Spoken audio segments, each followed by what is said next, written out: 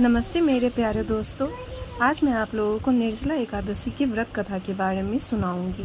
चलिए हम उस कथा के वर्णन का शुरुआत करते हैं। निर्जला एकादशी का व्रत ज्येष्ठ मास के शुक्ल पक्ष की एकादशी तिथि को रखा जाता है। हिंदू धर्म में इस एकादशी का विशेष महत्व है। मान्यता है कि अगर आप साल में पड़ने वाले 24 एकादशी का व्रत नहीं रख पा रहे हैं तो निर्जला एकादशी का ही रख लें। उससे आपको हर एक एकादशी का फल प्राप्त हो जाएगा। इस एकादशी को सबसे कठोर एकादशी माना जाता है क्योंकि इसमें जल तक पीने की मनाही होती है। निर्जला एकादशी पर भगवान विष्णु की विधिवत पूजा करने के साथ दान किया जाता है। इसके साथ ही पूजा के समय इस एकादशी व्रत कथा का पाठ अवश्य करना चाहिए। इससे आपकी पूजा पूर्ण हो जाती है। आइए जानते हैं निर्जला एकादशी की संपूर्ण व्रत कथा। निर्जला एकादशी व्रत कथा मैं अभी शुरू कर रही हूँ दोस्तों। आप लोग अगर चाहें तो फूल या अक्षत अपने हथेली में लेकर के बैठ सकते हैं। चलिए मैं अब इस संपूर्ण कथा की शुरुआत करती हूँ। निर्जला एकादशी के महत्व के बारे में स्वयं भगवान कृष्ण ने युधिष्ठिर को बताया है। उन्होंने निर्जला एकादशी के महत्व के बारे में परम धर्मात्मा सत्यवती नंदन व्यास जी को बताने को कहा था। तब व्यास जी कहने लगे कि हर किसी को एकादशी का व्रत रखना चाहिए। इसके साथ ही एकादशी की दोनों पक्षों में भोजन नहीं करना चाहिए। इसके बाद द्वादशी को स्नान पूजन करने के बाद ही भोजन ग्रहण करना चाहिए।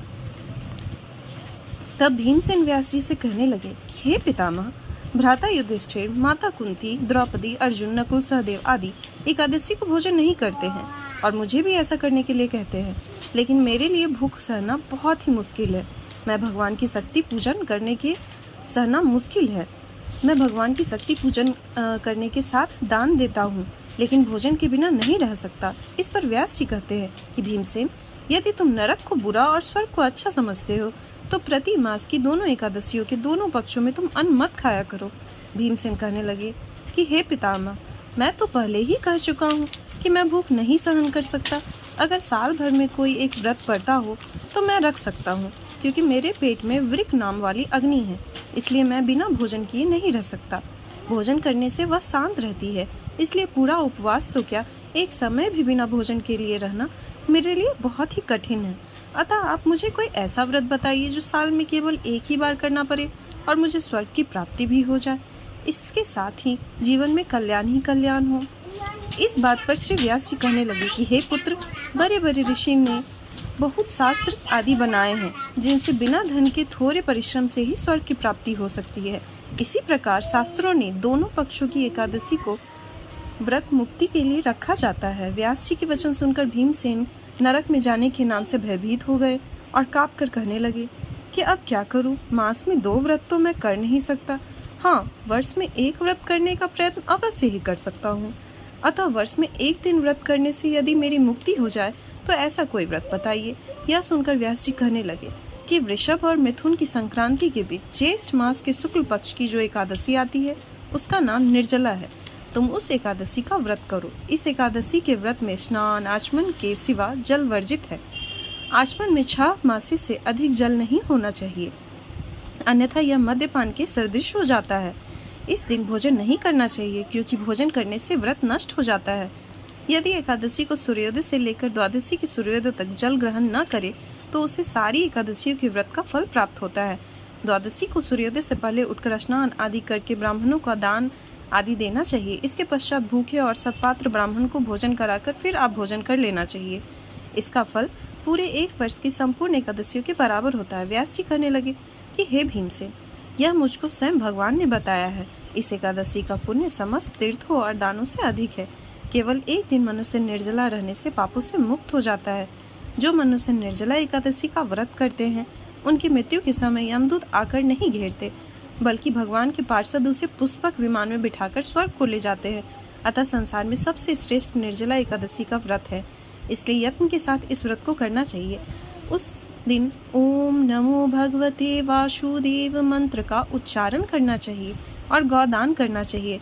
इस प्रकार व्यास जी की आज्ञा अनुसार भीमसेन ने इस व्रत को किया। इसलिए इस एकादशी को भीमसेनी या पांडव एकादशी भी कहते हैं। निर्जला व्रत करने से पूर्व भगवान से प्रार्थना करें कि हे भगवान, आज मैं निर्जला व्रत करता हूँ, दूसरे दिन भोजन करूँगा। मैं इस व्रत को श्रद्धा पूर्वक करूँगा, अतः आपकी कृपा से मेरे सब पाप नष्ट हो जाए। इस दिन जल से भरा हुआ एक घड़ा वस्त्र से ढककर स्वर्ण सहित दान करना चाहिए।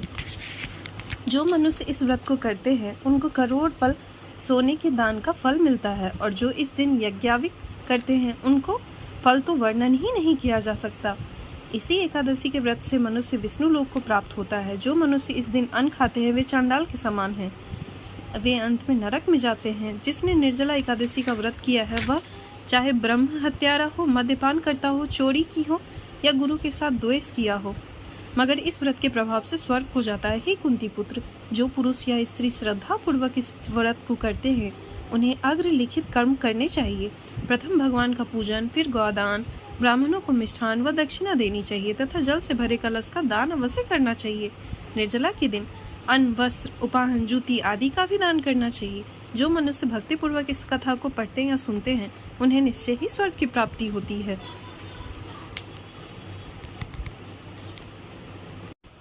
अतः भाइयों एवं बहनों, निर्जला एकादशी की संपूर्ण कथा विधि और कथा मैंने आप लोगों से कल सुनाई है। आप लोग कृपा करके इस कथा का आवाहन करेंगे।